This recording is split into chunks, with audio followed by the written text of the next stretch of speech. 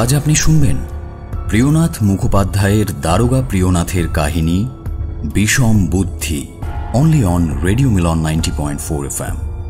Do like, share and subscribe our YouTube channel for more audio stories and press the bell icon for notification. রাজচন্দ্রের ভূমিকায় অপূর্ব, কর্মচারী এবং ম্যানেজারের চরিত্রে দীপক, পরিচারিকার ভূমিকায় রীতি, রাজচন্দ্রের স্ত্রীর চরিত্রে মৌ, গল্প পাঠে এবং দারোগা প্রিয়নাথের চরিত্রে সায়ন, নাট্যরূপ দান Chinmoy, poster and publicity design Divine Comedy, সমগ্র পরিচালনা এবং ধ্বনি পরিকল্পনা সায়ন। শুরু হচ্ছে প্রিয়নাথ মুখোপাধ্যায়ের দারোগা প্রিয়নাথের কাহিনী বিষম বুদ্ধি।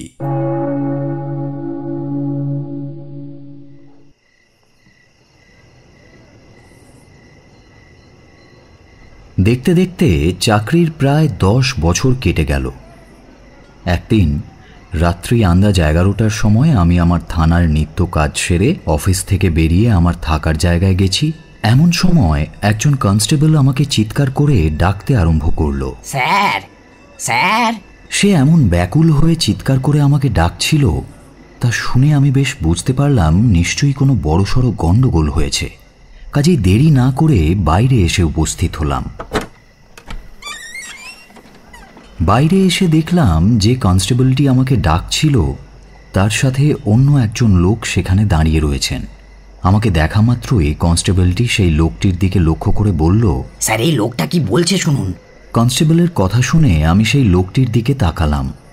দেখলাম একজন বাঙালি যুবক, বয়স দেখে 30-35 বছরের বেশি মনে হয় না। চোখ মুখ এবং পোশাক পরিচ্ছদ দেখে তাকে কোনো ভদ্রবাড়ির সন্তান বলেই মনে হয়, কিন্তু তাকে দেখে কোনো রকম উত্তেজিত বা সে রেগে রয়েছে এমন মনে হলো না, বরং তার চোখে মুখে কোনো ব্যাপারে গভীর চিন্তার ছাপ স্পষ্ট। তাকে জিজ্ঞেস করলাম, কি ব্যাপার, আপনি কে? আগে আমার নাম রাজচন্দ্র দাস ঘোষ, জাতিতে কায়স্থ। তা এত রাত্রে থানায় আসার কারণ কি? বিশেষ দরকার আছে বলেই আপনার কাছে এসেছি। আসলে আমি আত্মসমর্পণ করতে চাই। আত্মসমর্পণ করতে এসেছেন মানে? আপনি কি কোনো অপরাধে অভিযুক্ত নাকি মশাই? দেখুন, এখনো পর্যন্ত অভিযুক্ত নই, কিন্তু হওয়ার জন্যই এসেছি। আমি একটা ভয়ঙ্কর অপরাধ করে ফেলেছি, তাই আমি নিজে থেকেই আত্মসমর্পণ করতে চাই। ভয়ঙ্কর অপরাধ? তা কি অপরাধ করেছেন আপনি? খুন। কি? আপনি আপনি মানুষ খুন করে আত্মসমর্পণ করতে এসেছেন? হ্যাঁ মশাই। তা কাকে খুন করেছেন? আমি যাকে খুন করেছি তার নাম রসিকবাবু বলেই আমি জানি। তিনি কোথায় থাকতেন? উনি আমার বাড়ির কাছেই থাকতেন। কি করেন তা বলতে পারবো না, কিন্তু বোধহয় কোনো অফিসে চাকরি করতেন। তা তাঁর আর নিজের লোকজন বা আত্মীয় স্বজন কেউ আছেন? ওই বাড়িতে তো আর কাউকে দেখতে পাইনি, বোধহয় তিনি একাই থাকতেন। আচ্ছা, আপনি সত্যিই তাকে খুন করেছেন? আচ্ছা, খুন না করে কি আমি আপনার কাছে মিথ্যে কথা বলার জন্য এসেছি? হ্যাঁ, কিন্তু কথা নেই বার্তা নেই, হঠাৎ খুনই বা করলেন কেন? আমি ইচ্ছে করে তাকে খুন করিনি। আজ রাত্রি ওই আন্দাজ 9টার সময় আমি যখন আমার কাজ শেষে বাড়ি ফিরছিলাম, সেই সময় তাকে আমি আমার বাড়ির সামনে দেখতে পাই। আমি যখন বাড়িতে ঢুকি, আমাকে দেখেই তিনি অত্যন্ত অভদ্র ভাষায় গালাগালি শুরু করেন। শালা মেরেই ফেলবো আজকে। আমার সঙ্গে চালাকি? হ্যাঁ, আমাকে চিনিস? আমি কে? কত বড় তুই হরিদাস পাল এসেছিস আমি দেখে নেব। আমার সাথে তার ভালো পরিচয় ছিল না, আবার শত্রুতাও ছিল না। সেজন্য বিনা কারণে তিনি আমাকে দেখে গালাগালি দেবেন বলে আমি ভাবতেও পারিনি। প্রথমে ভেবেছিলাম অন্য লোক ভেবে তিনি আমাকে গালাগাল দিচ্ছেন, হয়তো চিনতে পারেননি। এই সব ভেবে আমি তার সামনে গিয়ে তাকে বললাম, তুমি আমাকে চিনতে পারছো না, তুমি হয়তো আমাকে অন্য কোনো লোক ভেবে মিথ্যে গালাগালি দিচ্ছ। আমার কথা তিনি শুনলেন না, বললেন, চুপ, আমি যাকে গালাগালি দিচ্ছি তাকে আমি খুব ভালো করেই চিনতে পেরেছি, আর চিনতে পেরেছি বলেই গালাগালি দিচ্ছি। শয়তান কোথাকার। এই বলে তিনি আমার সামনে দাঁড়িয়ে আরও অকথ্য ভাষায় আমাকে গালাগালি দিতে লাগলেন। তার কথা শুনলে মৃত মানুষেরও রাগ হতো। সুতরাং আমি তো রক্ত মাংসের সজীব মানুষ, তাই আমারও প্রচণ্ড রাগ হলো এবং আমি সেই রাগ সংবরণ করতে না পেরে রাগের বশে তাকে একটা সজোরে চড় মারি। তিনি হঠাৎ আমার সেই ভয়ঙ্কর চড় সহ্য করতে না পেরে চারিদিক অন্ধকার দিকে ঘুরতে ঘুরতে সেখানেই পড়ে গেলেন। তারপর তিনি আর উঠলেন না। আমি বুঝতে পারলাম তিনি মারা গেছেন এবং আমিই তার খুনি। আমার দ্বারা রসিকবাবু খুন হয়েছেন বলে আমি এখানে এসে আত্মসমর্পণ করছি। এখন আপনি আমাকে যা কঠোর সাজা দিতে চান দিতে পারেন। দেখুন, আপনি যা বর্ণনা দিলেন তাতে বুঝলাম আপনি সজ্ঞানে মানুষ খুন করেননি, সুতরাং আপনাকে কোনোভাবেই কঠোর সাজা দেওয়া যায় না। আপনি যা বললেন তা যদি সত্যি হয় তাহলে হয়তো আপনাকে মাত্র 2-4 মাসের জন্য কারাদণ্ড ভোগ করতে হবে। আর আপনি যা বললেন তা আদালতে সাক্ষী দিয়ে প্রমাণ হবে তো? না, সাক্ষী আপনি পাবেন না, কারণ যেখানে ঘটনাটা ঘটেছিল সেখানে সেই সময় আমি ও রসিকবাবু ছাড়া আর কেউ ছিলেন না। সুতরাং এ ঘটনা আমি ছাড়া আর কেউ দেখেনি। আমি আপনাকে যা বলছি তা কখনো অস্বীকার করব না। যে কোনো জায়গায় বা যে কোনো বিচারকের কাছে আপনি আমাকে নিয়ে যান, নির্দ্বিধায় আমি আমার দোষ স্বীকার করব। এতে আমার ফাঁসি হোক বা কারাদণ্ড, কিছুতেই আমি মিথ্যে কথা বলবো না, বিশ্বাস করুন। আচ্ছা, সে বিষয়ে না হয় পরে দেখা যাবে। এখন বলুন, রসিকবাবুর মৃতদেহ কোথায় আছে? তা তো আমি বলতে পারবো না। মৃতদেহ কিছুক্ষণ পর্যন্ত ওই জায়গাতেই পড়েছিল, কিন্তু তার কয়েকজন আত্মীয় বা বন্ধু এসে সেই মৃতদেহ সৎকার করতে নিয়ে গেছে। তাহলে তো এতক্ষণ পর্যন্ত সেই মৃতদেহের সৎকার শেষ হয়ে গেছে। তা তো জানি না। তাহলে এক কাজ করুন, আপনিও আমার সঙ্গে চলুন। কলকাতা এবং শহরতলির মধ্যে যে কটা শবদাহ করার ঘাট আছে আগে সেই কটা জায়গাতেই দেখি। রসিকবাবুর শবদেহ যদি পাওয়া যায় তো ভালো। আচ্ছা, আপনি বলতে পারবেন না কোন ঘাটে সেই মৃতদেহ নিয়ে যাওয়া হয়েছে বা নিয়ে যাওয়া হতে পারে? না মশাই, আমি তা জানি না। আমি আর দেরি করার সাহস পেলাম না। শবদাহের ঘাটে যাওয়ার জন্য তখনই একটা গাড়ি আনতে পাঠালাম। রাজচন্দ্রকে সেই প্রহরীর কাছে কিছুক্ষণের জন্য রেখে আমি বাইরে যাওয়ার পোশাক পরে পুনরায় ফিরে এলাম। একজন কনস্টেবল আমার জন্য একটা ভাড়ার গাড়িও সেখানে নিয়ে এসেছিল। রাজচন্দ্রকে নিয়ে আমি সেই গাড়িতে চড়ে বসলাম। তারপর ভাবতে লাগলাম, কলকাতার শবদাহ করার সর্বপ্রধান ঘাট হলো নিমতলা, সুতরাং সেখানেই আমরা প্রথমে গেলাম। সেখানকার সাব রেজিস্ট্রারের কাছে জানতে পারলাম যে সন্ধ্যের পর থেকে ওই নামের বা ওই ধরনের কোনো মৃতদেহ দাহ করার জন্য সেখানে আনা হয়নি। নিমতলা ঘাটে এই খবর জানতে পেরে শেষে মনে হলো এখনই একবার কাশী মিত্রের ঘাটে গিয়ে খোঁজ করা দরকার। মনে মনে তাই ঠিক করে ওই গাড়িতেই কাশী মিত্রের ঘাটের দিকে যাত্রা করলাম। যাওয়ার সময় নিমতলা ঘাটের সেই কর্মচারীকে বলে গেলাম যে এর পরেও যদি ওই ধরনের কোনো মৃতদেহ সেখানে কেউ আনে তবে তখনই যেন তাকে পোড়ানো না হয়। ওই মৃতদেহ পোড়ানোর আগে পুলিশকে যেন ডেকে পাঠানো হয়। আমরা যখন কাশী মিত্রের ঘাটে গিয়ে উপস্থিত হলাম তখন রাত্রি 1টা বেজে গেছে। সেখানে গিয়ে জানতে পারলাম কয়েকটা লোক একটি মৃতদেহ ওখানে রাত্রি আন্দাজ 11টার সময় নিয়ে যায় এবং ওলা ওঠা বা কলেরা রোগে তার মৃত্যু হয়েছে এমনটা বলে ওই মৃতদেহ যাতে তাড়াতাড়ি সৎকার করা হয় সেই অনুরোধ করে। ওই মৃতদেহ দেখে কাশীমিত্র ঘাটের কর্মচারীর কেমন যেন সন্দেহ হয়। কলেরা রোগে মারা গেলে মৃতদেহের যেমন চিহ্ন দেখা যায় ওই মৃতদেহের তেমন কোনো চিহ্নই ছিল না।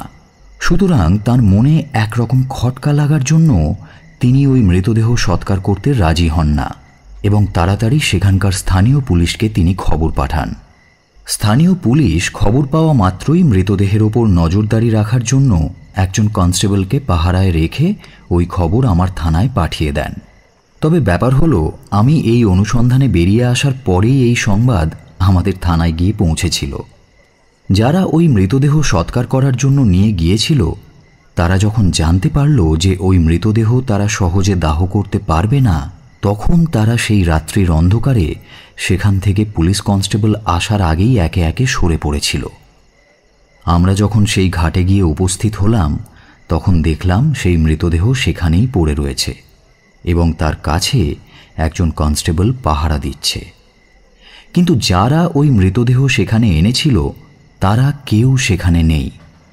ওই রাত্রিতেই মৃতদেহটা ভালো করে যতটা সম্ভব আমি লক্ষ্য করলাম, কিন্তু মৃত্যুর কারণ কোনোভাবেই বুঝে উঠতে পারলাম না। তখন আমি সেই ঘাটের কর্মচারীকে ডেকে পাঠালাম। তিনি বহু পুরনো অভিজ্ঞ একজন কর্মচারী, বয়স প্রায় 50 পেরিয়ে গিয়েছে এবং এই কাজে তিনি প্রায় 30 বছর ধরে যুক্ত রয়েছেন। এই দীর্ঘ সময়ের মধ্যে তিনি যে কত মৃতদেহ দেখেছেন এবং ওই সকল মৃতদেহের সৎকারের অনুমতি দিয়েছেন তা হিসেব করা সত্যিই কঠিন। তিনি আমার কাছে এসে উপস্থিত হলে আমি তাকে জিজ্ঞেস করলাম, আচ্ছা, কি কারণে আপনি সন্দেহ করলেন যে এই ব্যক্তির মৃত্যু স্বাভাবিক নয়? কারণ কিছুই বলতে পারবো না। যারা ওই মৃতদেহ এখানে এনেছিল তারা আমাকে বলেছিল যে ওলাউটা রোগে ওর মৃত্যু হয়েছে, কিন্তু আমি হাজার হাজার ওলাউটা রোগে মৃত ব্যক্তিকে দেখেছি, কিন্তু এই মৃতদেহে সেই রোগের কোনো চিহ্নই নেই এবং সেই সন্দেহের উপর নির্ভর করেই আমি পুলিশকে খবর পাঠিয়েছিলাম। তা ভালোই করেছেন। আচ্ছা, এর মৃত্যু কিসে হয়েছে বলে আপনার মনে হয়? আমি কিছুই বুঝে উঠতে পারছি না। কোনো রোগে মৃত্যু হয়েছে বলে আমার মনে হয় না। কলেরা রোগে যদি এর মৃত্যু হতো তাহলে মৃতদেহ দেখেই আপনি তা বুঝতে পারতেন? নিশ্চয় পারতাম। কলেরা রোগে মৃত্যু হলে মৃতদেহে ওই রোগের লক্ষণীয় চিহ্ন দেখা যেত, এতে সেসব কিছু নেই। কিন্তু যদি অন্য কোনো রোগে এর মৃত্যু হয়ে থাকে? কোনো রোগের মৃত্যু হয়েছে বলে আমার মনে হয় না। আমার তো মনে হয় কোনো কারণে এর হঠাৎ মৃত্যু হয়েছে। হ্যাঁ, আপনার অনুমানই সঠিক বলে মনে হচ্ছে, কিন্তু যেসব ব্যক্তি এই মৃতদেহ সৎকার করার জন্য এসেছিল তারা পালালো কিভাবে? আমি যখনই এই খবরটা থানায় জানালাম তখনই তারা বুঝতে পারল যে তারা হয়তো কোনো বিপদে পড়তে পারে, সুতরাং সুযোগ মতো তারা এখান থেকে পালিয়ে গেল। আমি তাদেরকে এখানে অপেক্ষা করতে বলেছিলাম এবং আমার দায়িত্বে যে কয়েকটি ডোম আছে তাদেরকেও বলেছিলাম যে পুলিশ না আসা পর্যন্ত এদের কেউ যেন না পালিয়ে যায়, কিন্তু ডোমরা আমার কথা রাখতে পারেননি। অন্ধকারের সুযোগ নিয়ে তারা অনায়াসেই ডোমের হাত থেকে পালিয়ে গেছে। কর্মচারীর এই কথা শুনে যেই ডোমের কাছ থেকে লোকগুলো সুযোগ বুঝে পালিয়ে গিয়েছিল তাকে ডেকে পাঠালাম। সে এসে উপস্থিত হলে তাকে জিজ্ঞেস করলাম, আচ্ছা, কজন লোক ওই মৃতদেহ বয়ে এনেছিল? আগে হুজুর 6 জন লোক ওই মরাটা নিয়ে এসেছিল। তারা পালালো কিভাবে? তাদের মধ্যে 4 জন মরা আনার পরেই ফিরে চলে যায়, আর ওই মরাটা দাহ করার জন্য শুধু 2 জন লোক ছিল হুজুর।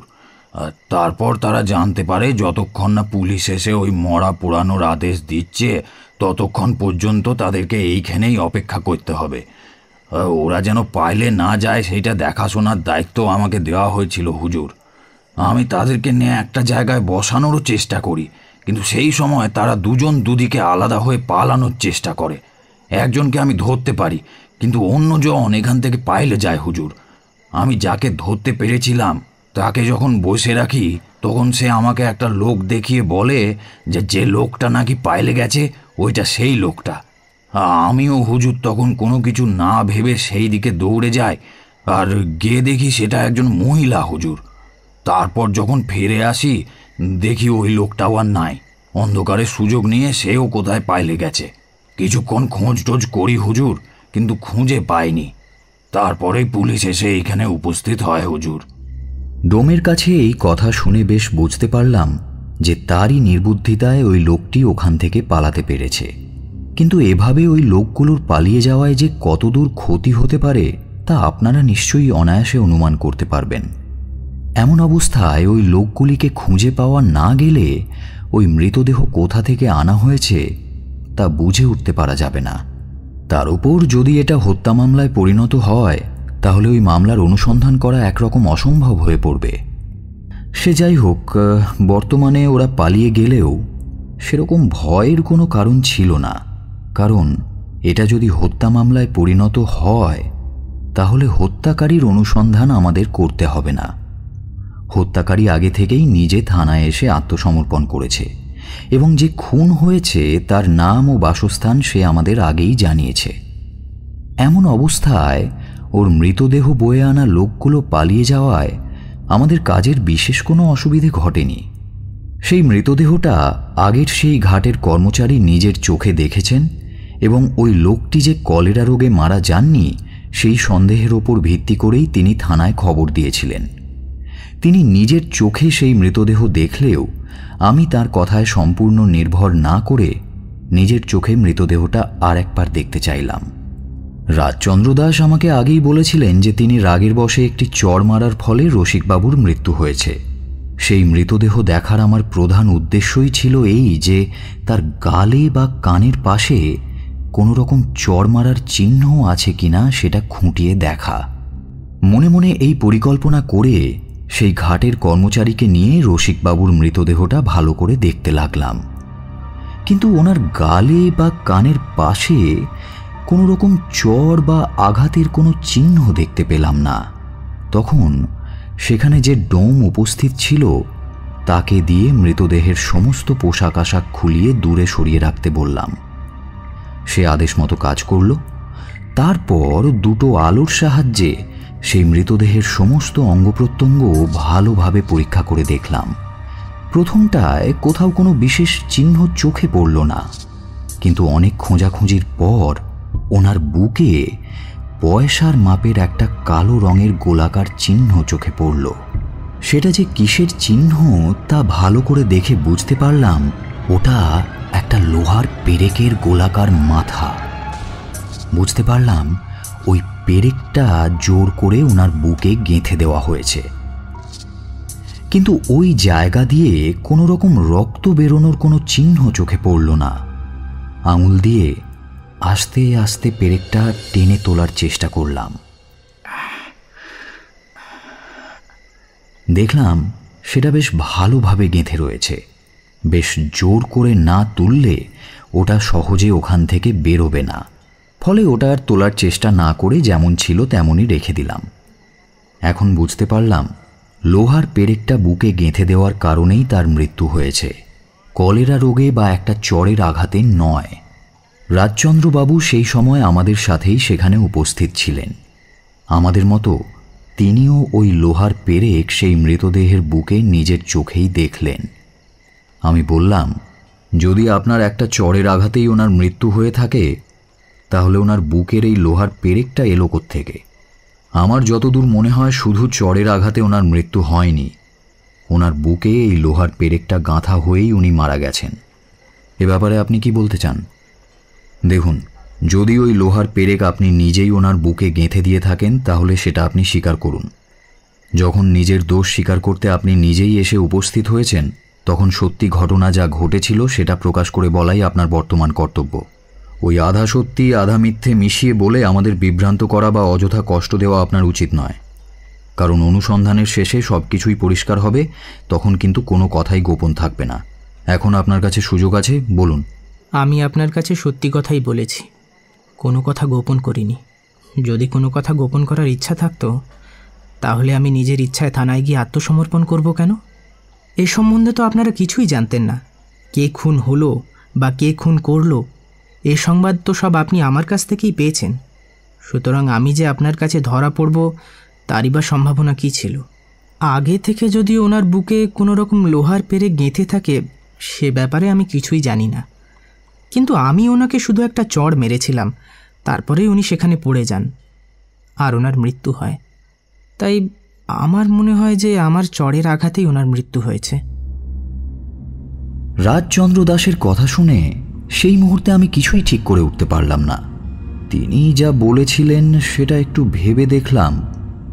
বুঝতে পারলাম এখনো পর্যন্ত যতটা আমরা জানতে পেরেছি তা রাজচন্দ্র না বলে দিলে কোনোভাবেই আমাদের জানার উপায় ছিল না যে এই মৃত ব্যক্তিটি কে বা কোথা থেকে তাকে সেখানে নিয়ে আসা হয়েছে। যদি মনে করি রাজচন্দ্র দাস আমাদের কাছে যাননি বা আমাদের কোনো কথা বলেননি, এই মৃতদেহের খবর সৎকার করা ঘাটের কাছ থেকে পেয়ে আমরা এখানে এসে উপস্থিত হয়েছি এবং যারা মৃতদেহ বয়ে এনেছিল তাদের একজনেরও খোঁজ পাইনি, তাহলে এখানে এসে শুধুমাত্র মৃতদেহই দেখতে পেতাম এবং তখন আমাদের প্রথম কাজ হতো এই মৃতদেহটা কার সেটা খুঁজে বের করা। এবং সেই কাজটা যে মোটেই সহজ হতো না সে ব্যাপারে আমার কোনো সন্দেহ নেই। তারপর না হয় কে একে খুন করেছে, কেন খুন করেছে সেটা তদন্ত করে বের করার চেষ্টা করা হতো, এবং সেটা যে কতটা দুঃসাধ্য কাজ হতো তাহা আপনারাও নিশ্চয়ই সহজে অনুমান করতে পারছেন। এই অবস্থায় রাজচন্দ্র দাস যদি নিজে এসে থানায় উপস্থিত না হতেন তাহলে তার উপর এই অপরাধ আমরা সহজেই যে প্রমাণ করতে পারতাম তা আমার মনে হয় না। এমনকি প্রমাণ তো দূরে থাক, রাজচন্দ্র দাসই যে এই খুন করেছে সেটাই বা জানতাম কি করে? হতে পারে অন্য কোনো ব্যক্তি তার বুকে পেরেকটা গেঁথেছিল। রাজচন্দ্র সেসবের কিছুই জানে না। হয়তো সেই পেরেক গেঁথে দেওয়া লোকটিকে যখন রসিকবাবু গালাগালি দিচ্ছিলেন, রাজচন্দ্র দাস তখন ওকে চড় মেরেছিলেন এবং সেই চড়ের আঘাতে রসিকবাবু সেখানে পড়ে গিয়ে মারা যান। মনের মধ্যে নানা ধরনের চিন্তাভাবনা এসে উপস্থিত হলো, কিন্তু এইসব চিন্তাভাবনার দিকে ভ্রুক্ষেপ না করে আমরা এই তদন্তের অনুসন্ধান শুরু করলাম। মৃতদেহ আপাতত সেখানেই একজন প্রহরীর দায়িত্বে রাখা রইল। রাজচন্দ্র দাসকে নিয়ে প্রথমে তার বাড়িতে গিয়ে আমরা উপস্থিত হলাম। তাকে জিজ্ঞেস করায় তিনি তার বাড়ির সামনের রাস্তা দেখিয়ে বললেন, ওই তো ওইখানে রসিক দাঁড়িয়ে আমাকে গালাগালি দিচ্ছিলেন, ওখানে আমি তাকে চড় মারি এবং তিনি পড়ে যান। আর এই বাড়িতে রসিক বাস করতেন। রাজচন্দ্রের কথা শুনে ওখানকার প্রত্যেককেই একে একে জিজ্ঞাসাবাদ করলাম, কিন্তু কেউই কোনো কথা বলতে পারল না, বা হয়তো ইচ্ছে করেই বলল না, কে জানে। রাজচন্দ্র দাস যা বললেন তার সপক্ষে বা বিপক্ষে কেউ কিছু বলতে পারবে এমন কাউকেই সেখানে পেলাম না। যে বাড়িতে রসিকবাবু বাস করতেন সেটা রাজচন্দ্র দাস আমাদের দেখিয়ে দিয়েছিল। বাড়িটা রাজচন্দ্রের বাড়ির কাছেই ছিল। আমরা ওই বাড়িতে গিয়ে ঢুকলাম। দেখলাম ওটা একটা মেস বাড়ি। কেউ পরিবার নিয়ে ওই বাসায় থাকে না। কয়েকটা স্কুল ছাত্র এবং কয়েকজন অফিসের কর্মচারী ওই বাড়িতে বাস করেন। বাড়িতে ঢোকার পর একজন মাঝবয়সী লোক আমাদের সামনে এসে উপস্থিত হলেন। তাকে দেখতে পেয়ে আমি জিজ্ঞেস করলাম, আপনি কে? আমি এই বাসাতেই থাকি। এই বাসার দেখাশোনার ভার এখন আমার ওপরেই রয়েছে। হ্যাঁ, তাহলে আপনি এখন এই বাসার ম্যানেজার? হ্যাঁ, তা এক প্রকার বলতে পারেন। কেন বলুন তো, আপনার কি প্রয়োজন? প্রয়োজন তো অনেক আছে। আপনাদের কাছে আমার কয়েকটা কথা জানার আছে। আমি একজন পুলিশের কর্মচারী। একটা গুরুতর অপরাধের অনুসন্ধান করার জন্য আমি এখানে এসেছি। তা এত রাত্রি এসেছেন কেন? দিনের বেলায় এলে পারতেন। এখন বাসার সকলেই প্রায় ঘুমিয়ে পড়েছে। আপনি দিনের বেলায় আসুন। আমাদের যা সাহায্য করা সম্ভব তা আমরা নির্দ্বিধায় করব। প্রয়োজন গুরুত্বপূর্ণ না হলে কি আর এত রাত্রে আপনাদের বিরক্ত করতে আসি? কাল দিনের বেলা এলেই যদি কাজটা করা যেত তাহলে কাল দিনের বেলাই আসতাম, এত রাত্রে আসতাম না। আচ্ছা, ঠিক আছে, বলুন আমাদের কি করতে হবে। তেমন বিশেষ কিছুই না, শুধুমাত্র আমি আপনাদের যা যা জিজ্ঞেস করব তার ঠিক ঠিক উত্তর পেলেই আমার কাজ হয়ে যাবে। আপনি কি জানতে চান বলুন। আমার দ্বারা যতটা সম্ভব আমি তার উত্তর এখনই দিচ্ছি। আচ্ছা, আপনাদের এই বাসায় রসিকবাবু নামে কোনো লোক বাস করেন? হ্যাঁ, রসিকবাবু এই বাসাতেই থাকেন। তা তিনি কি এখন উপস্থিত আছেন? আমি ঠিক বলতে পারবো না। সম্ভবত তিনি তার ঘরে শুয়ে আছেন। যদি দয়া করে একবার দেখে আসেন তাহলে বড় উপকৃত হব। আমার কথা শুনে তৎক্ষণাৎ তিনি ভেতরে গিয়ে কিছুক্ষণের মধ্যেই ফিরে এলেন। বললেন, না মশাই, তিনি তার ঘরে নেই। তিনি কি কোনো রকম বিপদগ্রস্ত হয়ে আপনাদের কাছে ধরা পড়েছে? না, সেরকম কিছু না। কোনো বিপদগ্রস্ত হয়ে তিনি আমাদের কাছে ধরা পড়েননি। আসলে তিনি এই জগতের সমস্ত বিপদ থেকে একেবারে মুক্তি পেয়েছেন। আপনার এই কথার আমি কোনো মানে বুঝতে পারলাম না। আমার কথার অর্থ অতি পরিষ্কার। রসিকবাবু আর এ জগতে নেই, সুতরাং তিনি এ জগতের সমস্ত বিপদ থেকে মুক্তি পেয়েছেন এ কথা বলাই যায়। সে কি মশাই, কোথায়, কিভাবে তার মৃত্যু হলো? সে ব্যাপারে অনুসন্ধান করার জন্যই তো এখানে এসেছি। আমার কথা শোনা মাত্রই তিনি ওই বাসার সমস্ত ব্যক্তিকে ডাকলেন। তার কথা শুনে সকলেই ঘুম থেকে উঠে আমার কাছে এসে আমাকে চারপাশে ঘিরে দাঁড়ালো।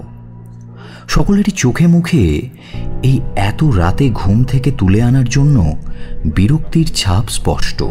তারা নিজেদের মধ্যে নানা রকম কথা বলা বলি করতে লাগলো। আচ্ছা, রসিকবাবু কোথায়? তিনি কি সত্যি সত্যি মারা গেছেন? তা কোথায় মরলেন তিনি? কোনো মহিলার বাড়িতে টাড়িতে নাকি? কে তাকে মারলো? আচ্ছা, আপনি জানলেন কি করে? এই কে মেরেছে সে কি ধরা পড়েছে? টাকা খেয়ে মামলাটা উড়িয়ে না দিলে কি পুলিশ আর এখানে আসবে? আসলে আসামিকে ছেড়ে আমাদের মধ্যে কাউকে আসামি বানানোর জন্যই এখানে এসেছে, বুঝলে? পুলিশের কত ক্ষমতা তা আমার জানা আছে। ওরা দোষীকে দেখতে পায় না, শুধু নির্দোষীদের ধরে ধরে জেলে পড়ে। কোনো কথা না শুনে, কোনো ব্যাপারে খোঁজ না নিয়ে যার যা মনে এলো তারা সেটাই বলে চললেন। ওদের অবস্থা দেখে ওদের কোনো কথার উত্তর না দিয়ে আমি চুপ করে যে যা বলে চলল তা শুনতে লাগলাম। এই কলকাতা শহরের মধ্যে যেসব স্কুলের ছাত্র বা অফিসের কর্মচারী বা কেরানিরা বাসায় বাসায় বাস করেন, তাদের হাবভাব খানিকটা এইরকমই হয়। তারা প্রথমত কোনো কথা ভালোভাবে খোঁজ খবর করে দেখেন না, যা ইচ্ছে হয় তাই বলে অযথা সরকারি কর্মচারীদের গালাগালি দেন। তাদের মনে এই ধারণা সৃষ্টি হয়েছে যে সরকারি কর্মচারী মানেই অবিশ্বাসী, ঘুষখোর এবং অনবরত নিরীহ লোকের সর্বনাশ করতে চায়। এই জন্য যখনই কোনো সরকারি কর্মচারীর সাথে তাদের কোনো রকম সাক্ষাৎ ঘটে, তখনই তারা তাদের উদ্দেশ্যে তাদের সম্মুখে নানা রকম গালাগালি এবং কুমন্তব্য করে থাকেন। যেসব কর্মচারী ওদের এই স্বভাবের জন্য উত্তেজিত হয়ে পড়েন, তাদের সাথে এদের গোলযোগ বেঁধে যায় এবং তার পরিস্থিতি অত্যন্ত ভয়ঙ্কর হয়ে দাঁড়ায় কখনো কখনো। কিন্তু যেসব কর্মচারীরা ওদের এই স্বভাবের কথা বেশ ভালোভাবে জানেন, তারা এসব কথা শুনলেও না শোনার ভান করেন বা ওইসব কথায় বিশেষ আমল দেন না। এভাবে তাদের সমস্ত অভিযোগ গালাগালি শেষ হয়ে গেলে তাদেরকে দিয়েই সমস্ত কাজ অনায়াসেই করিয়ে নেন। তার উপর যেসব কর্মচারীরা ওদের পক্ষপাতিত্ব করেন, ওদের সুরে সুর মিলিয়ে দু চারটে কথা বলতে পারেন, তাহলে যে কাজের জন্য তিনি সেখানে গেছিলেন সেই কাজ সম্পূর্ণ করতে কোনো রকম কষ্ট পেতে হয় না। সেই কর্মচারী সেখানে চুপ করে বসে থাকলেও তার সব কাজ ওই বাসার লোকজন নিজে থেকেই বেশ আগ্রহের সাথে সম্পূর্ণ করে দেন। এরকম উদাহরণ আমার কাছে অনেক রয়েছে। আমি ওই সব লোকের স্বভাবের সাথে বেশ ভালোভাবে পরিচিত ছিলাম, তাই ওদের কথায় কোনো বিরোধিতা না করে আমি কিছুক্ষণ চুপ করে বসে রইলাম এবং মাঝে মাঝে ওদের কথা মতো পুলিশ কর্মচারী যে নিতান্তই অকর্মণ্য, অবিশ্বাসী, তার সত্যি মিথ্যের দু একটা উদাহরণ দিলাম। দেখলাম ওনারা সকলেই আমার উপর সন্তুষ্ট হয়েছেন এবং নিজে থেকেই তারা চুপ করে গেলেন। এরপর তারা সকলেই আমাকে সমস্তভাবে সাহায্য করার জন্য উদ্যত হলেন। এবার তারা সমস্ত উল্টোপাল্টা অপ্রয়োজনীয় কথা বাদ দিয়ে মূল আলোচনা শুরু করলেন। তখন ম্যানেজার সবাইকে চুপ করিয়ে আমাকে জিজ্ঞেস করলেন, আহা, তোমরা একটু থামো থামো, আমি তো কথা বলছি নাকি। রসিকবাবু কি সত্যি মারা গেছেন? আগে হ্যাঁ, সত্যিই তিনি মারা গেছেন। তার যেমন স্বভাব ছিল, তাতে আমরা আগে থেকে জানতাম যে তার এইরকম কোনো দশা হবে। কোথায় মারা গেছেন তিনি? কোনো মহিলার বাড়ি থেকে তার মৃতদেহ পাওয়া গেছে? না না না, সেরকম কোনো ব্যাপার নয়। তার যা চরিত্রের কথা আমরা এই কয়েকদিন শুনছিলাম, তাতে আমরা প্রায় ধরেই নিয়েছিলাম যে হয় পতিতালয়ে, না হয় মদ খেয়ে কোনো রকম দুর্ঘটনায় তিনি তার জীবন হারাবেন। আপনারা যা অনুমান করেছিলেন আসলে সেই রকমই কিছু ঘটেছে, কিন্তু কিভাবে যে ঘটলো সেটা এখনো কোনোভাবেই ঠিক করতে পারছি না, আর সেই জন্যই আপনাদের কাছে এসেছি। আচ্ছা, তিনি কি সব সময় নেশা করে থাকতেন? সব সময় না হলেও রাত্রিবেলা প্রায়ই নেশা করে বাসায় আসতেন। অবশ্য আমরা সব দিন জানতেও পারতাম না যে তিনি কখন ফিরেছেন। তার খাবার প্রায়ই নষ্ট হতো। আপনি পতিতালয়ের কথা বললেন, তা কোন পতিতার বাড়িতে তার যাতায়াত ছিল সেটা বলতে পারেন? না, সে কথা আমরা বলতে পারবো না। আমরা শুধু অনুমান করতাম। তবে আমরা এটা বেশ বুঝতে পারতাম যে তিনি নিশ্চয়ই কোনো গণিকার প্রতি আসক্ত হয়ে পড়েছেন। তার ওপর ওনার আরেকটি চরিত্রদোষও ঘটেছিল। আপনারা দেখতেই পাচ্ছেন, আমাদের এই বাড়িটা একটা পাড়ার মধ্যে, ফলে আমরা যে সময় বাসায় থাকতাম না, উনি একাই থাকতেন। সেই সময় আশপাশের ঘরবাড়ির কোনো মহিলার জানালার কাছে আসার বা ছাদে ওঠার কোনো রকম জো ছিল না।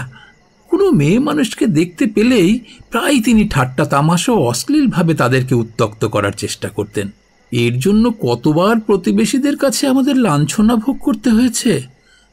আমরা একরকম ঠিক করেই রেখেছিলাম এবং ওনাকে বলেও দেওয়া হয়েছিল যে এই মাসের বাকি দিনগুলো শেষ হলেই তাকে এই বাসা ছেড়ে দিতে হবে। হ্যাঁ, অবশ্য অনেক দিন আগেই আমরা তাকে এই বাসা থেকে তাড়ানোর পরিকল্পনা করেছিলাম, কিন্তু বাসার হিসেবে অনেক টাকা তার কাছে পাওনা থাকায় নিতান্ত দায়ে পড়ে তাকে এতদিন রাখতে হয়েছিল। কিন্তু এই মাসে আমরা সেই টাকার আশা ত্যাগ করে তাকে বলে দিয়েছিলাম যে 1 তারিখের মধ্যেই তিনি যেন এই বাসার ত্যাগ করে অন্য কোথাও চলে যান। তিনিও আমাদের কথায় রাজি হয়ে শুনেছিলাম অন্য বাসার খোঁজ করছিলেন। সে যা হোক, এখন তার মৃতদেহ কোথায় পেলেন? মৃতদেহ পাওয়া গেছে কাশীমিত্রের শবদাহ করার ঘাটে। সে কি, সেখানে তাকে নিয়ে গেল কে? আমি যা শুনেছি তার বন্ধু বান্ধব বা আত্মীয় স্বজনেরাই তাকে নিয়ে গেছেন। বন্ধু বান্ধবদের মধ্যে তো শুধু এই আমরাই সকলে রয়েছি। তার আত্মীয় স্বজন যে কেউ এখানে আছে তা তো আমাদের মনে হয় না, কারণ এই কথা তো কখনো আমরা শুনিনি। যারা মৃতদেহ দাহ করার জন্য নিয়ে গেছিল তাদেরকে পেয়েছেন তো?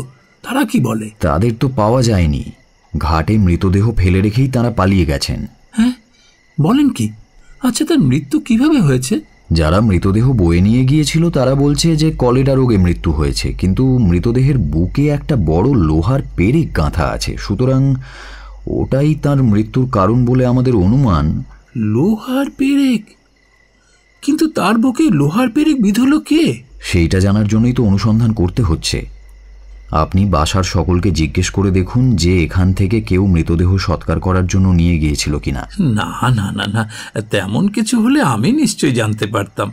আচ্ছা, রসিকবাবু যদি এই বাড়িতে বা বাড়ির কাছাকাছি কোথাও মারা যেতেন তাহলে নিশ্চয়ই আপনারা বোধহয় সেটা অনায়াসেই জানতে পারতেন না? নিশ্চয়ই জানতে পারার সম্ভাবনাই বেশি। এমনকি যদি এখানকার কাছাকাছি কোথাও তার মৃতদেহ পড়ে থাকতো তাহলেও ওই মৃতদেহ কাশীমিত্রের ঘাটে নিয়ে যাওয়ার সময় অন্তত আপনারা জানতে পারতেন। নিশ্চয়ই জানতে পারতাম। আর আমরা ছাড়া এখানে তার এমন কোনো আত্মীয় স্বজন আছে বলে আমরা জানি না যারা ওই মৃতদেহ দাহ করার জন্য ঘাটে নিয়ে যেতে রাজি হবে। আমার মনে হয় যারা তাকে হত্যা করেছে তারাই ওই মৃতদেহ পোড়ানোর জন্য ঘাটে নিয়ে গেছে। যিনি ওনাকে মেরেছেন তিনি তো আপনাদের সামনেই উপস্থিত আছেন। তিনি বলছেন ওই মৃতদেহ তিনি সেখানে নিয়ে যাননি, রসিকবাবুর আত্মীয় স্বজন বা বন্ধু বান্ধবরা ওই মৃতদেহ নিয়ে গেছেন। তাই? তাহলে তাকে যে মেরেছে আপনারা তাকে ধরতে পেরেছেন? কোথায় কোথায় তিনি? এই তো আপনাদের সামনেই দাঁড়িয়ে রয়েছে। এনাকে তো আপনারা চেনেন, রাজচন্দ্র দাস। এই বাবুটি কে? হ্যাঁ, বেশ চিনি। ইনি তো আমাদের প্রতিবেশী, আমাদের বাড়ির কাছের বাড়িতে উনি থাকেন। ইনি রসিকবাবুকে হত্যা করেছেন। ইনি হত্যাকারী?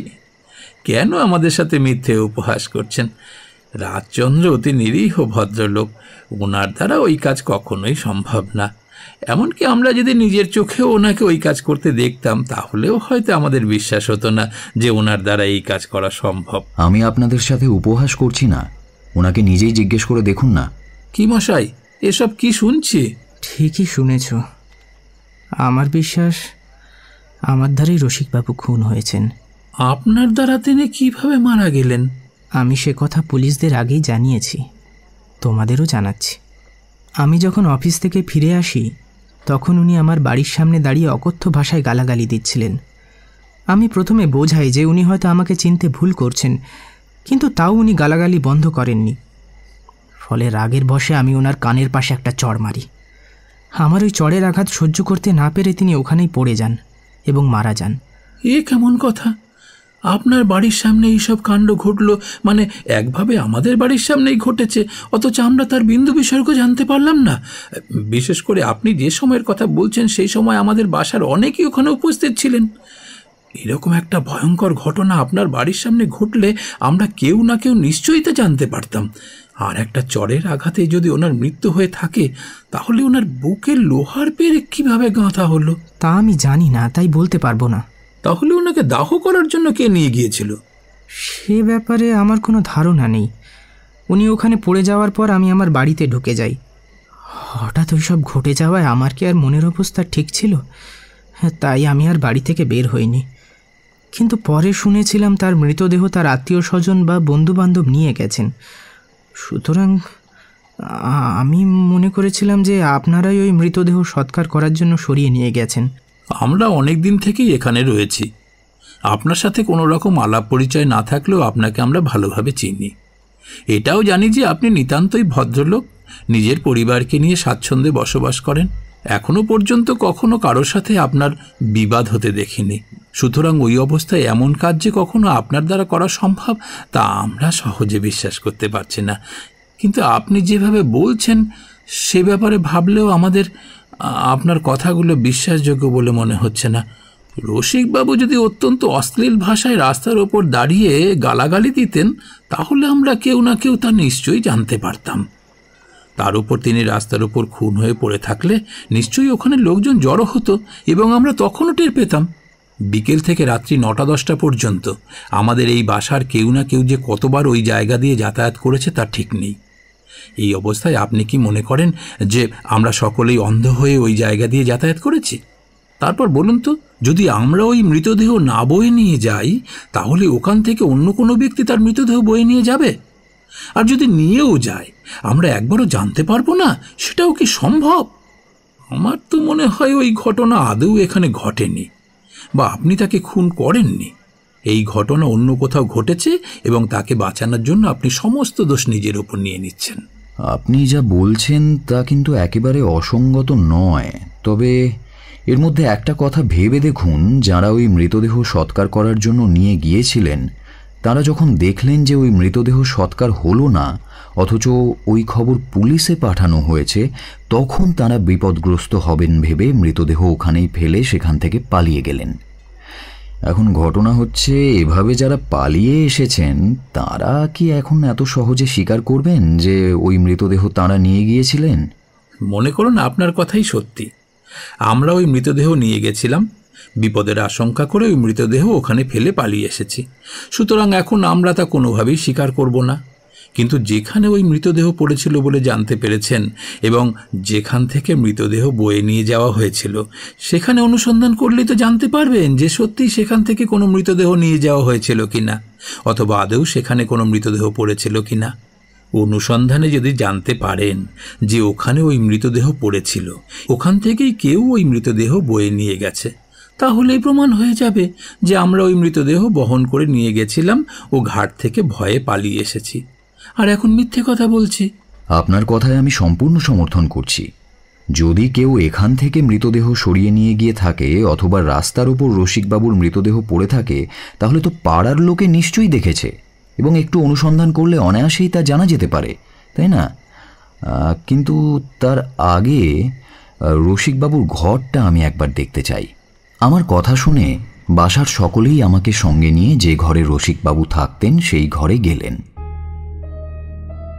দোতলার ওপর ছোট্ট একটা ঘর, সেখানেই রসিকবাবু থাকতেন। ওই ঘরের মধ্যে একটা কেওড়া কাঠের তক্তপোষের ওপরে একটা মাত্র বিছানা, এছাড়া ঘরের একদিকে একটা টিনের বাক্স আছে মাত্র। জানতে পারলাম সেটাও রসিকবাবুরই সম্পত্তি। তবে এগুলো ছাড়াও রসিকবাবুর একটি থালা, গ্লাস এবং দুটো বাটি রান্নাঘরে আছে। বিছানাটা উল্টে পাল্টে দেখলাম আমি, কোনো রকম চিঠিপত্র বা অন্য কিছু যদি পাই, কিন্তু কিছুই পেলাম না। টিনের বাক্সটা দেখলাম সেটা তালাবন্ধ অবস্থায় আছে। সেটা খুলে দেখলাম বাক্সের ভেতরে সামান্য পোশাক আশাক ছাড়া আর কিছুই নেই। তারপর ঘরটা ভালো করে দেখতে গিয়ে দেখলাম রসিকবাবুর ঘরে যে জানালাটি আছে তা খোলা থাকলে এই রাজচন্দ্র দাসের বাড়ির অনেকটা দেখা যায়। বিশেষ করে ওই জানালার কাছেই রাজচন্দ্র দাসের বাড়ির একটা ঘর রয়েছে। সেই ঘরের একটা জানালা রসিকবাবুর ঘরের এই জানালার সাথে একেবারে সোজাসুজি। যদি দুটো জানালা একসঙ্গে খোলা থাকে, দুজনের ঘর থেকেই দুজনের ঘরের বেশিরভাগ অংশটা দেখতে পাওয়া যায়।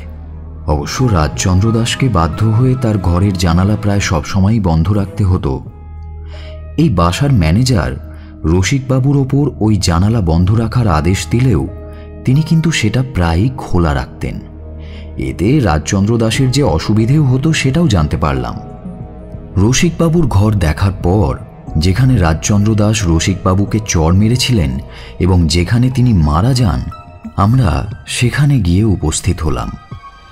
ওখানকার আশেপাশের বাড়িগুলোতে যারা বাস করেন তাদেরকে যতটা সম্ভব সেই রাত্রিতেই ওঠালাম, কিন্তু রসিকবাবুর মৃতদেহ যে কেউ দেখেছেন বা তিনি যে মারা গেছেন এ কথা কেউ শুনেছেন তা কেউই বললেন না। এখন সত্যি আমার মনে হলো রাজচন্দ্র দাস যেসব কথা আমাদের বলেছিলেন তা সত্যি নয়, সম্পূর্ণ মিথ্যে। রসিকবাবু ওখানে খুন হননি বা ওখান থেকে তার মৃতদেহ কেউ বয়ে নিয়ে যায়নি। এইসব অনুসন্ধানের পরেও কিন্তু রাজচন্দ্র দাস তার কথার কোনো পরিবর্তন করলেন না। আগে থেকে যা বলেছিলেন এখনো তাই বলতে লাগলেন। এরপর রাজচন্দ্র দাসকে নিয়ে আমি তার বাড়ির ভেতরে ঢুকলাম। তার বাড়িতে শুধুমাত্র তার স্ত্রী এবং স্ত্রীর ভাই ছাড়া আর কেউ ছিল না সেই সময়। তাদের কাছ থেকে জানতে পারলাম তারা দুজন এবং রাজচন্দ্র ছাড়া ওই বাড়িতে আর কেউ বাস করেন না। চাকর চাকরানিও তেমন কেউ নেই, শুধু একটি চাকর আছে। সে তার কাজ শেষ করে সন্ধ্যার পরেই তার নিজের বাড়ি চলে যায় এবং পরের দিন সকাল ছাড়া সে আর আসে না। কিন্তু সেই রাত্রে তাদেরকে জিজ্ঞাসাবাদ করেও কোনো রকম কথা জানতে পারা গেল না। ওই বাড়ির যে ঘরটার কথা আগে বলেছিলাম, অর্থাৎ রসিকবাবুর ঘরের দিকে যে ঘরে জানালা আছে, সেটাই রাজচন্দ্র দাসের বাড়ির প্রধান ঘর। রাজচন্দ্র দাস ও তার স্ত্রী এই ঘরেই থাকেন। রসিকবাবুর ঘরের দিকে যে জানালাটা রয়েছে তা বন্ধ না রাখলে এই ঘরে কি হচ্ছে না হচ্ছে তা সমস্ত কিছুই রসিকবাবু দেখতে পাবেন। আমি যে সময় ওই ঘরের মধ্যে ঢুকলাম সেই সময় ওই ঘরের জানালাটা বন্ধ অবস্থায় ছিল। আমি সেটা খুলে দিলাম। ঘরের অবস্থা বেশ ভালো করে দেখেও রসিকবাবুর মৃত্যু সম্বন্ধে বিশেষ কিছুই বুঝতে পারলাম না। কিন্তু ঘরের অবস্থা দেখে আমার কেমন যেন সন্দেহ হলো। মনে হলো রাজচন্দ্র দাসের শোয়ার ঘরের এই জানালার সাথে রসিকবাবুর মৃত্যুর কোনো রকম একটা সম্পর্ক থাকলেও থাকতে পারে। কিন্তু অনুসন্ধান করে যখন এ সম্বন্ধে আমরা কোনো রকম প্রমাণ জোগাড় করতে পারলাম না, তখন শুধু মনের সন্দেহ মনেই রেখে দিতে হয়। এইভাবে রাত্রিটা কেটে গেল, কিন্তু অনুসন্ধানের বিশেষ কোনো ফলাফল পাওয়া গেল না। পরের দিন মৃতদেহ পরীক্ষা করার জন্য পাঠানো হলো। মৃতদেহ পরীক্ষা করে ডাক্তার সাহেব তার মতামত দিলেন একটা প্রকাণ্ড লোহার পেরেক সজোরে হৃৎপিণ্ডের মধ্যে গেঁথে যাওয়াতেই রসিকবাবুর মৃত্যু হয়েছে। ডাক্তার সাহেবের রিপোর্ট পেয়ে আমি সেটা রাজচন্দ্র দাসকে দেখালাম এবং তাকে বেশ বোঝালাম তিনি যেন সত্যি কথাটা প্রকাশ করেন। কিন্তু এখন দেখলাম রাজচন্দ্র দাস অন্য রূপ ধারণ করেছেন। তিনি আমার কথা মনোযোগ দিয়ে শোনার পর বললেন, দেখুন মশাই, আপনারা আমাকে যতই বোঝান না কেন, আমি যা জানি না সে সম্বন্ধে আমি কোনো কথা আপনাদের বলবো কিভাবে? আমি যা জানি তার সব কিছুই আপনাদের বলেছি, কিন্তু যখন আপনারা আমার কোনো কথাতেই বিশ্বাস করছেন না, তখন আপনাদের আর কি বলতে পারি। ডাক্তার সাহেব বলছেন ওনার হৃৎপিণ্ডে পেরেক গেঁথে যাওয়ার ফলে মৃত্যু হয়েছে। তিনি যা বলছেন তা নিশ্চয়ই সত্যি হবে, কিন্তু আমি তো বিন্দু বিসর্গও জানি না। এই অবস্থায় আপনারা যখন সত্যি কথাটা বিশ্বাস করতে পারছেন না, তখন আপনাদের কাছে সত্যি কথা বলার কোনো প্রয়োজন নেই। এখন থেকে আমিও আপনাদের কাছে মিথ্যে কথাই বলবো। যে সত্যি কথাটা আপনাদের কাছে এতক্ষণ স্বীকার করে আসছিলাম, এবার তাও স্বীকার করব না। এখন আমিই বলছি, আমি এসবের কিছুই জানি না। আমি ওনাকে চড়ও মারিনি, আর আমার চড়ের আঘাতে ওনার মৃত্যুও হয়নি। আপনারা আমাকে এখন যে দণ্ডেই দণ্ডিত করার চেষ্টা করুন না কেন, আমি কিন্তু এখন থেকে সব জায়গায় এই কথা অস্বীকার করব। কেউ আমাকে যদি কোনো কথা জিজ্ঞেস করে, আমি তাকে বলবো আমি কিছুই জানি না। পুলিশ আমাকে অযথা ধরে এনে এখানে কষ্ট দিচ্ছে। আপনি জিজ্ঞেস করলেও শেষে আমার কাছ থেকে এই উত্তরটাই পাবেন। কিন্তু আমার একটা অনুরোধ এই যে, আমার উপর আপনারা যে সত্যি প্রমাণ খুঁজে পাবেন সেটাই গ্রহণ করবেন। এতে আমার যদি ফাঁসিও হয় তাহলেও আমার কোনো দুঃখ থাকবে না, কিন্তু মিথ্যে প্রমাণ সংগ্রহ করে যেন আমাকে চরম দণ্ডে দণ্ডিত না করেন। আপনাদেরও কারো চাকরি চিরস্থায়ী নয়। সামান্য চাকরির জন্য আমার বিপক্ষে মিথ্যে সাক্ষীর জোগাড় করে অধর্মের কাজ করবেন না, এটাই আমার বিশেষ অনুরোধ। রাজচন্দ্র চুপ করলেন। আমি তার মনের গতিবিধির পরিবর্তন লক্ষ্য করলাম এবং কারণটাও বেশ ভালোভাবে বুঝতে পারলাম। তার বিপক্ষে কোনো রকম প্রমাণ এখনো পর্যন্ত পাওয়া যাচ্ছে না দেখেই তিনি এখন বুঝতে পেরেছেন যে এখন তিনি যদি সমস্ত কথা অস্বীকারও করেন তাহলে তার কোনো রকম শাস্তি হবে না। এই কারণেই তিনি তার আগের বলা কথাগুলোও এখন অস্বীকার করছেন। রাজচন্দ্রের মনের ভাব বুঝতে পেরে তাকে আর কোনো কথা জিজ্ঞেস করলাম না এবং তার সামনে অনুসন্ধানের কোনো কাজও চালালাম না। এরপর থেকেই রাজচন্দ্র দাসকে হাজতে রাখা হলো এবং তার বিপক্ষে অনুসন্ধানের কাজ চলতে লাগলো। এখনো পর্যন্ত আমি একাই এই তদন্তের অনুসন্ধান করছিলাম, কিন্তু এখন আরও ৩-৪ জন পারদর্শী কর্মচারী আমার সাহায্যের জন্য এই অনুসন্ধানে নিযুক্ত হয়েছেন। রসিকবাবু যে বাসায় থাকতেন সেখানকার লোকজনের বিরুদ্ধেও আমরা অনুসন্ধান চালালাম, কিন্তু ওনাদের বিরুদ্ধে কোনো প্রমাণ পাওয়া গেল না। যখন তারা বুঝতে পারলেন যে তাদের ওপর আমাদের সন্দেহ হোক বা না হোক, তাদের বিপক্ষে অনুসন্ধান করে আমরা প্রমাণ পেলাম না, তখন তারাও এই তদন্তের জন্য যথাসাধ্য চেষ্টা করলেন। রসিকবাবু যে অফিসে কাজ করতেন, যার যার সাথে তার বেশি মেলামেশা ছিল, তাদের সম্বন্ধেও আমরা ভালোভাবে অনুসন্ধান করলাম। তাদের মধ্যে যাদের রুচি অশ্লীল প্রকৃতির বা যাদের পতিতালয়ে যাতায়াত আছে, রসিকবাবুকে নিয়ে যেসব জায়গায় তারা যেতেন সেই সব জায়গাতেও আমরা অনুসন্ধান করলাম, কিন্তু কারও বিপক্ষে কোনো রকম প্রমাণ জোগাড় করতে পারা গেল না। এবং কারা ওই মৃতদেহ বয়ে শবদাহ করার ঘাটে নিয়ে গিয়েছিল তাদেরও কোনো সন্ধান আমরা পেলাম না। যেখানে রসিকবাবু মারা গিয়েছিলেন বলে রাজচন্দ্র আমাদের বলেছিলেন, সেখানকার আশেপাশের সমস্ত ব্যক্তিকে জিজ্ঞাসাবাদ করা হলো, কিন্তু তারা কেউই ওখানে রসিকবাবুর মৃতদেহ পড়ে থাকতে দেখেননি বা কোনো রকম গণ্ডগোলও শোনেননি। সুতরাং আমাদের দৃঢ় বিশ্বাস হলো যে রাজচন্দ্র দাস মিথ্যে কথাই বলছেন। ওই জায়গায় আসলে কোনো রকম গণ্ডগোল হয়ইনি এবং রসিকবাবুর মৃত্যুও সেখানে ঘটেনি। কিন্তু এটাও স্পষ্ট বুঝতে পারছিলাম যে রাজচন্দ্র এই হত্যা সম্বন্ধে কিছু না কিছু নিশ্চয়ই জানেন এবং কোনো একটা উদ্দেশ্য সফল করার জন্যই তিনি থানায় এসে আত্মসমর্পণ করেছিলেন। তবে তার সেই উদ্দেশ্য যে ঠিক কী তা কিছুতেই জানতে বা বুঝতে পারলাম না।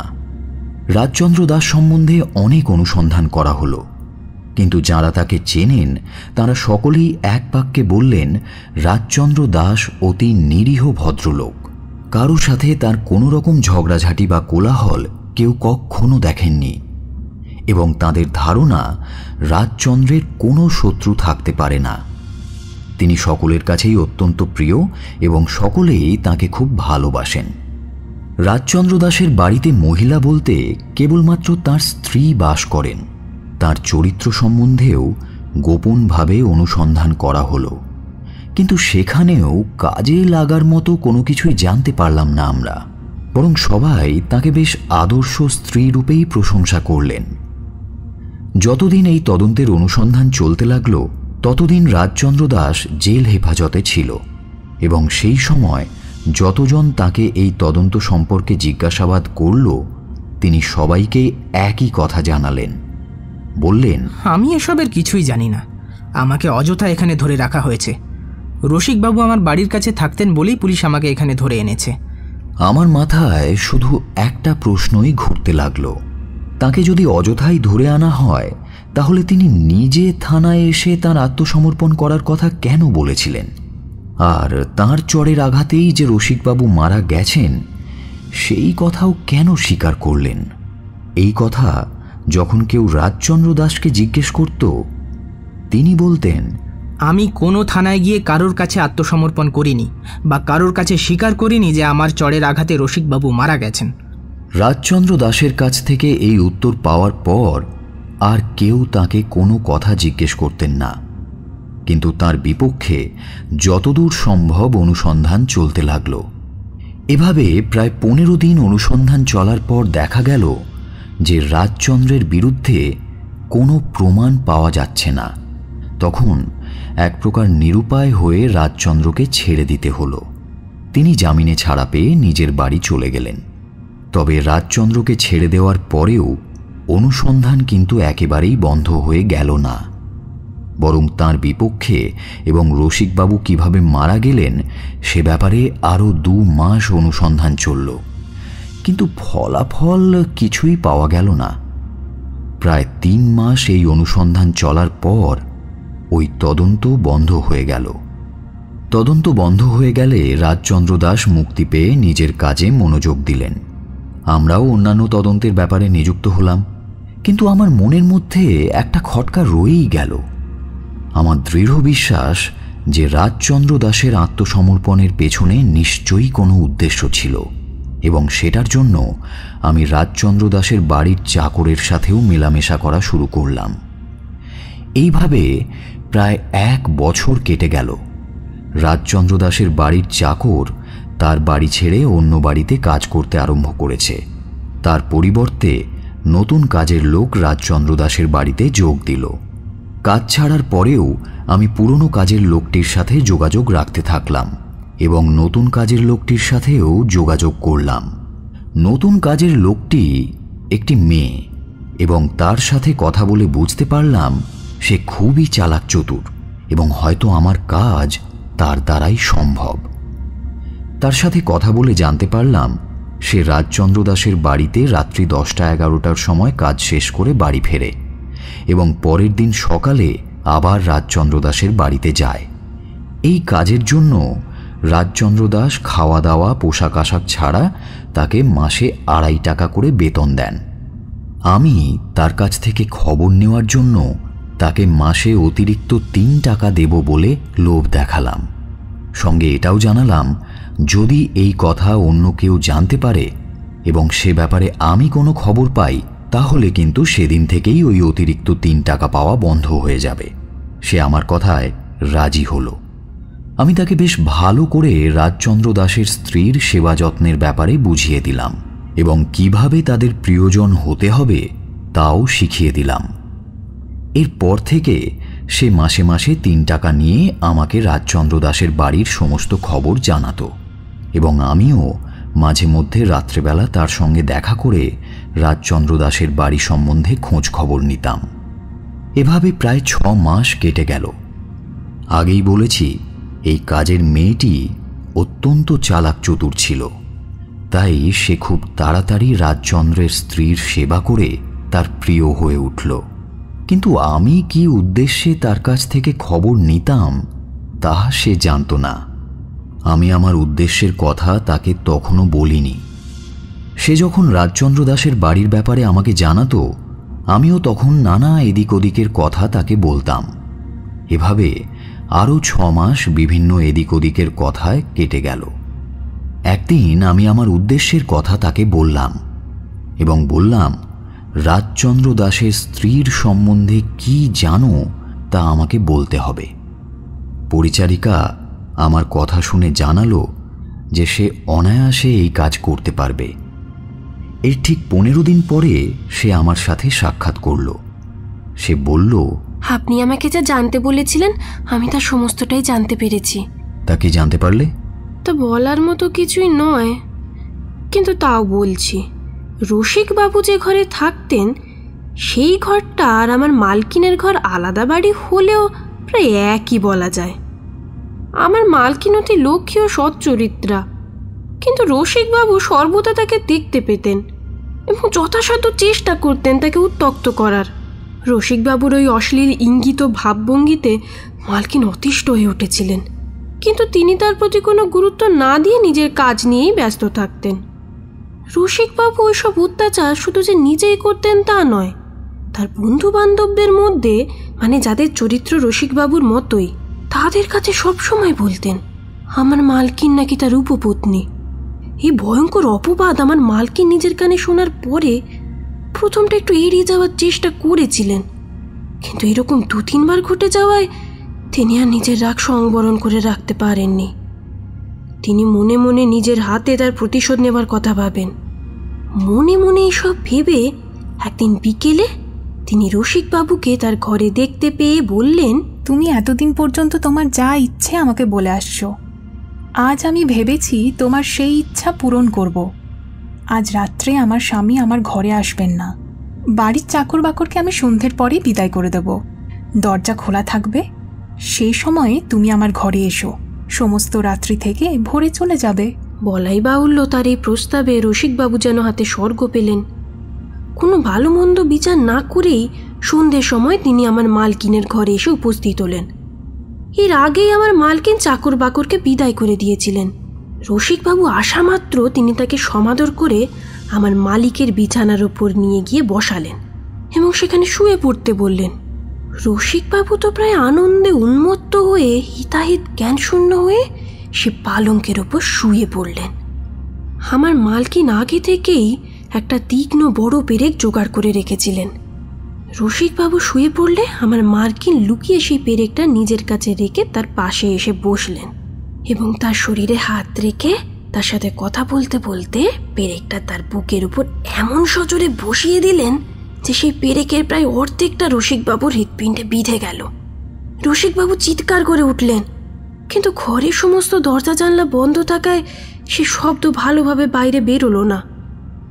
সেই বিছানার পাশেই এক টুকরো কাঠ আমার মালকিন আগে থেকে রেখে দিয়েছিলেন। সচকিতে তিনি ওই কাঠ নিয়ে সেই পেরেকের উপর সজোরে আঘাত করলেন। এমন আঘাত করলেন যে পেরেকটা সম্পূর্ণভাবে হৃৎপিণ্ডের মধ্যে গেঁথে গেল। রসিকবাবু তৎক্ষণাৎ ইহলোক ত্যাগ করলেন। তিনি ওই মৃত অবস্থাতেই সেখানে পড়ে রইলেন। আমার মালকিন ওই ঘরে তালা বন্ধ করে দিয়ে অন্য একটা ঘরে গিয়ে চুপ করে বসে রইলেন। বসে রইলেও তার মনের অবস্থা যে তখন কি ছিল তা আপনি নিশ্চয়ই বুঝতে পারছেন। একেই তিনি একজন মেয়ে মানুষ, বাড়ির বউ, তার ওপর সচ্চরিত্রা বলে পাড়ায় তার নাম ডাক আছে। এমন অবস্থায় তার ঘরে একজন অপরিচিত পুরুষের কিছুক্ষণ থাকার পর তাকে হত্যা করা, তারপর ওই মৃতদেহ নিজের পালঙ্কের উপর রেখে ঘরে তালা বন্ধ করে একা সেই বাড়িতে স্থিরভাবে বসে থাকা, এ যে কত দুঃসাধ্য ব্যাপার তা আপনি হয়তো বুঝতে পারবেন। কিন্তু আমার মালকিনের হৃদয় কেমন তা আমার জানা নেই। তিনি ওই অবস্থায় ওই মৃতদেহ ঘরের ভেতরে রেখে পাশের একটা ঘরে স্থিরভাবে বসে আমার মালিকের বাড়ি ফেরার অপেক্ষা করছিলেন। তার কিছুক্ষণ পরেই আমার মালিক আপিস থেকে বাড়ি ফিরে এলে তিনি তাকে সমস্ত কথা বললেন এবং ঘরের তালা খুলে রসিকবাবুর মৃতদেহ দেখালেন। সেই অবস্থা দেখে তো মালিকের ভিড়মি খাওয়ার জোগাড় হলো। এই অবস্থায় তার কি করণীয় তিনি বুঝে উঠতে না পেরে দরজা যেমন বন্ধ ছিল তেমনই বন্ধ করে দিলেন। তারপর তার আপিসের একজন বিশ্বাসী বন্ধুর কাছে গেলেন এবং তাকে সমস্ত কথা বললেন। সব কথা শুনে সেই বন্ধু আমার মালিককে বললেন বেশি চিন্তা করতে না।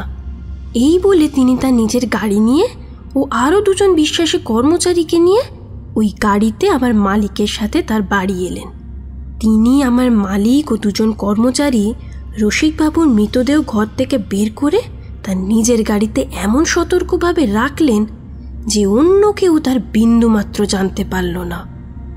এভাবে মৃতদেহ সেখান থেকে নিয়ে প্রস্থান করলেন এবং দাহ করার ঘাটের কাছাকাছি কোনো একটা জায়গায় অন্ধকারের মধ্যে গাড়ি রেখে একটা খাট নিয়ে তাতে মৃতদেহ রেখে নিজেরা বয়ে নিয়ে গিয়ে দাহ করার ঘাটে নিয়ে গেলেন। তারপর কলেরা হয়েছে বলে দাহ করার চেষ্টা করলেন, কিন্তু যখন দেখলেন যে তারা সফল হচ্ছেন না এবং সে দেহ দাহ করার জন্য পুলিশের ডাক পড়েছে, তখন তারা অন্ধকারের সুযোগ নিয়ে একে একে সকলেই সেখান থেকে পালিয়ে চলে আসেন এবং সেই গাড়িতে করে বাড়ি চলে যান। সেই পরিচারিকার কথা শুনে এবার সমস্ত ব্যাপারটা আমার কাছে দিনের আলোর মতো পরিষ্কার হয়ে গেল। পুলিশ ওই বেওয়ারিশ মৃতদেহের তদন্ত করলে নিশ্চয়ই সব কথা বেরিয়ে পড়ত। তাই ওনারা পরিকল্পনা করেন এবং অনুসন্ধানের আগেই রাজচন্দ্র দাস থানায় এসে আত্মসমর্পণ করেছিলেন। তার ধারণা ছিল আত্মসমর্পণ করলে তেমন আর অনুসন্ধান হবে না এবং তিনি সামান্য কিছু দোষে দোষী হবেন। ফলে সেই দোষের শাস্তিও তেমন একটা কঠোর হবে না এবং তার স্ত্রীর মর্যাদাও বেঁচে থাকবে। এই সামান্য শাস্তি পেয়ে তিনি ছাড়া পেয়ে যাবেন এবং পুনরায় সুখে সংসার করবেন। কিন্তু সত্যি কথা কোনোভাবেই স্বীকার করবেন না। এরপর যা ঘটেছিল তা তো আপনারা সকলেই জানেন।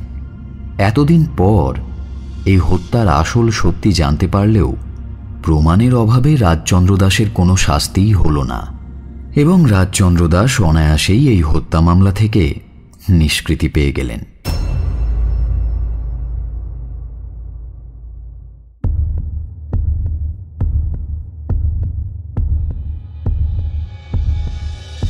এতক্ষণ আপনি শুনছিলেন প্রিয়নাথ মুখোপাধ্যায়ের দারোগা প্রিয়নাথের কাহিনী বিষম বুদ্ধি, only on Radio Milan 90.4 FM.